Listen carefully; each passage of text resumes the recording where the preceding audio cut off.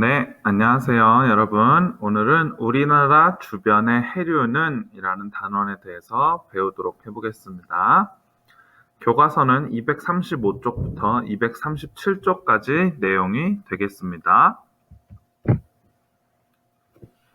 네, 그래서 여러분들 고무오리 영상 다들 보셨죠? 네, 그래서 되게 재밌는 일화인데 사실 재밌는 건 아니죠. 왜냐하면 사고로 시작됐으니까. 근데 92년에 태평양을 지나던 화물선이 폭풍우를 만나 좌초가 됐는데 그 화물선에 고무오리가 3만 개나 실려 있었다고 했죠. 그래서 그 고무오리들이 바다에 다 쏟아졌어요. 그랬는데 참 신기하게도 이 고무오리들이 몇 년 후에, 심지어 막 10년, 15년 후에 다른 나라 앞 바다에서 발견이 됐어요. 그래서 어디서 발견이 됐다고 막 영상에 나오죠? 네, 막 뭐 알래스카 이런 데서도 발견이 되고, 심지어 저 남반구 호주에서도 발견이 되고, 그리고 네, 막 스코틀랜드 유럽에서도 막 발견이 되고, 막 하여튼 세계 온갖 곳곳에서 발견이 됐다고 막 나오죠. 네, 그죠? 뭐 필리핀 쪽에서도 가까운 그런 데서 시작해서 세계 곳곳에서 발견이 되었다. 자, 근데 이 세계 곳곳에서 오리가 발견된 이유가 뭐 때문이라고 나오나요? 네, 해류 때문이라고 나옵니다. 해류. 그래서 여러분들, 해류란 뭐냐? 이 바다 해자에 흐를 유자죠. 그래서 바다의 흐름을 말하는데, 네, 일정한 방향으로 지속적으로 흐르는 해수의 흐름을 해류라고 합니다. 일정한 방향으로 지속적으로 흐르는 해수의 흐름. 그래서 우리가 바다 보면 바다에서 파도 같은 게 치죠. 근데 파도는 해류는 아니에요. 그러니까 파도는 이 바람 때문에 이렇게 바람에 밀려서 바닷물이 순간적으로 밀려오는데, 근데 이제 파도는 지속적인 흐름이 아니에요. 왜냐하면 파도가 만약에 지속적으로 일정한 방향으로 계속 흘러온다면 바닷가는 점점 그 파도가 쌓여가지고 이제 물에 잠기게 되겠죠. 바닷가 근처 도시는. 근데 그렇지 않아요. 그 이유는 파도는 잠깐 왔다가 또 우리 눈엔 안 보이지만 파도가 다시 그 수십 미터로 해서 다시 바다로 돌아갑니다. 그래서 왔다 갔다 흐름이기 때문에 그거는 해류는 아니고요. 해류라는 건 바다에서 일정한 방향으로 지속적으로 흐르는 흐름을 말해요. 네, 그래서 해류는 난류와 한류로 구분을 합니다. 여기 표시되어 있듯이 난류는 빨갛게 표시되어 있는데 왜 빨갛게 했을까요? 네, 온도가 따뜻한 해류를 말하고요. 한류는 어, 이렇게 시원한 차가운 해류를 말합니다. 그래서 난류는 따뜻한데 왜 따뜻하냐? 따뜻한 곳에서 출발해서 더 시원한 곳으로 가기 때문에 이제 따뜻한 곳에서 출발해서 온 해류이기 때문에 따뜻해요. 그래서 정확한 표현은 저위도라는 건 위도가 낮은 곳, 위도가 빵인 곳이 우리 적도라고 알고 있죠. 그래서 적도 또는 그 적도 근처 저위도 쪽에서 고위도로 흐르는 해류고요. 그래서 따뜻합니다. 반면 한류는 고위도, 네, 저 북극이 위도가 제일 높은 곳이잖아요. 북극, 남극이. 그래서 고위도, 이렇게 북극같이 추운 곳에서 저위도, 좀 따뜻한 지방으로 흐르는 찬 해류입니다. 네, 그래서 우리나라 주변의 해류가 어떻게 흐를지 한번 살펴보도록 하겠습니다. 네, 그래서 이거 우리 236쪽, 우리 교과서 236쪽에 나와 있는 활동인데요. 넘어가 버렸네. 그래서 우리나라 주변 바다의 수온 분포를 보면 해류의 흐름을 추측할 수 있대요. 그래서 수온 분포란 건 뭐냐? 네, 그래서 이 그림은 우리나라 주변 바다의 겨울철 표층 수온 분포를 나타낸 거예요. 표층이라는 건 그 바닷물 표면을 말하는 거고, 겨울철의 표층 수온인데, 근데 일단 그 뭐지? 수온 측정은 어떻게 했을까요? 네, 수온 측정은, 온도계를 직접 꽂아서 하는 방법이 있고요. 또 부위라는 걸 띄워서 거기에 온도계를 설치해서 바닷물 수온을 측정하는 게 있는데, 요즘은 제일 정확하고도 빠른 방법인 인공위성으로 관측을 합니다. 그래서 인공위성이 넓은 바다의 수온을 굉장히 빠른 시간 동안 그리고 정확하게 측정할 수 있다고 하네요. 어쨌든 이 인공위성을 이용해서든지 뭘 이용해서든지 바다 표층 수온을 잰 거예요. 근데 우리 위도에 따라 표층 수온 분포가 어떻게 나나 봅시다. 위도.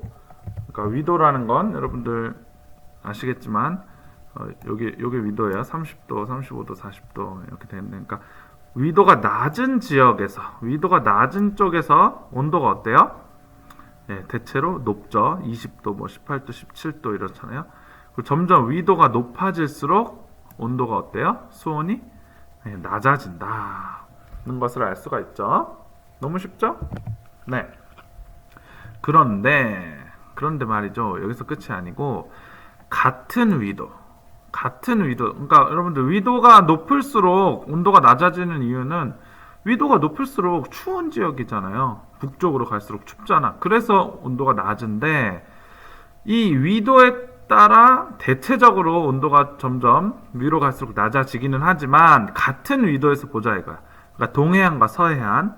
그래서 보면은 요 서해안 바다, 서해 이쪽 바다랑 동해안 이쪽 바다를 봤을 때 표층 수온이 어디가 더 높아요? 네, 이 동해안이 더 높습니다. 동해안은 요 초록빛깔이죠. 근데 이 서해안은 요 짙은 파란색 또는 연한 파란색이니까 뭐 약간 막 4도, 5도에서 뭐 한 8도 정도 되는 거고, 이 동해안은 10도 이상 되는 겁니다. 10도, 11도, 12도.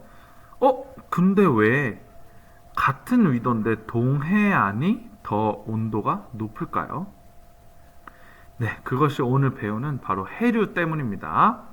그러니까 원래 그냥 수온으로 보면 비슷했을 거예요. 왜냐면 위도가 비슷하면 날씨 그 기온도 비슷하니까 수온도 비슷해지는 겁니다. 근데 동해안 쪽은 뭔가 따뜻한 물이 어디선가 온 거야. 그러니까 더 따뜻한 거고, 서해안 쪽에는 뭔가 따뜻한 물이 별로 오지 않았기 때문에 이렇게 된 것이죠. 이해가 되십니까?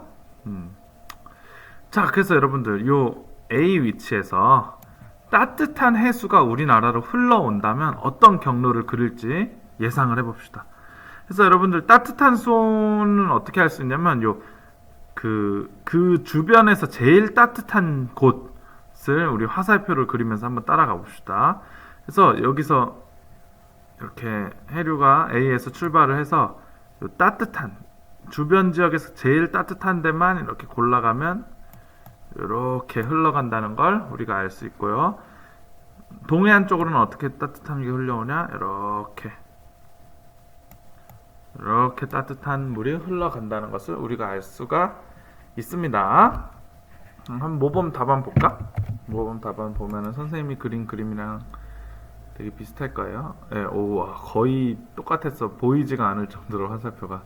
네, 그래서 난류가 황해 쪽으로는 이렇게 황해 바다 중간, 그러니까 중국이랑 우리나라의 중간 바다 쪽으로 흐르고, 동해 쪽으로는 되게 우리나라 그 땅에 붙어가지고 이렇게 난류가 오게 된다고 합니다. 그러니까 이렇게 표층 수온을 관측하면 우리나라 주변 해류를 짐작할 수가 있어요. 자, 그래서 봅시다. 우리나라에서 주변에서 가장 규모가 크고 우리나라에 큰 영향을 주는 난류가 이 쿠로시오 해류라는 거래요. 쿠로시오 해류라는 게 그 필리핀에서 출발해서 일본을 거쳐 북동쪽으로 흐르다가 북서 태평양으로 빠져나가는 해류인데, 자, 이 해류는 여러분들 고위도 북쪽에서 날라왔어요? 저위도 남쪽에서 날라왔어요? 네, 날라온 게 아니고 흘러온 거죠. 어쨌든 저위도 쪽에서 왔다. 그렇기 때문에 난류예요, 난류. 그래서 이 쿠로시오의 해류라는 굉장히 큰 흐름의 난류가 있는데 여기서 일부 가지가 이렇게 빠져나와서 우리나라의 황해 난류라는 것과 동한 난류라는 것을 형성을 하게 되어 있습니다. 그래서 우리나라 동해에서는 이렇게 쿠로시오 해류에서 빠져나온 가지처럼 빠져나온 동한 난류가 흐르는데 북쪽에서는 한류가 내려와요. 그래서 이 우리나라 동해 앞바다에서 동한 난류와 북한 한류가 만납니다. 그래서 이따 얘기하겠지만 난류와 한류가 만나면 조경수역이라는 걸 형성해서 굉장히 물고기가 풍부해집니다. 이따 한 번 더 얘기하겠고요. 자, 우리나라 동해 말고 이번에 황해 쪽에서는 황해 중앙부로 이렇게 황해 난류가 북상을 하고요. 그 다음에 우리나라 서쪽 연안을 따라 서한 연안류가 흘려요. 근데 여러분들 이 서한 연안류는 점선으로 되어 있죠. 그래서 어떨 때는 난류로 위로 흐르고 어떨 때는 또 한류로 위에서 아래로 흐르고 이런데요. 그래서 황해 쪽 해류는 약간